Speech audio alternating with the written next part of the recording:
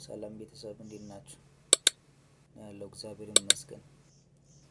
ዛሬ አንድ ነገር ላወራ እፈልጋለሁ። እሱ ምን መሰላችሁ? የኛን ህይወት ለመለወጥ ከፈለግን መጀመሪያ በዙሪያችን ያሉ ሰዎችን ያለመለወጣችን ወይም ደግሞ የኛ ያለመቀየራችንን እነሱን ተጠያቂ ወይም ደግሞ በዙሪያችን ያሉ ሰዎችን ተጠያቂ ማድረግ አያስፈልገንም። እነሱን ተጠያቂ ባደረግን ቁጥር ወደፊት መራመድ ሲገባን ወደፊት እንዳንራመድ ያደርገናል። ከዛም ደግሞ ምን እንሆናለን? ባለንበት እንቀራለን።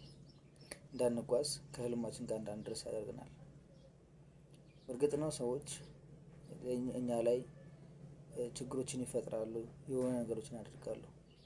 ነገር ግን የችግሮቻችን መንስኤ እያደረግን ምክንያት እያደረግን ከህልማችን ጋር እንዳንደርስ ያግደናል። ስለዚህ ሰዎች የሚሉትን ትተን እኛ ያለንበትን የያዝነው ህልማችንን ይዘን ወደፊት መጓዝ ነው ያለብን።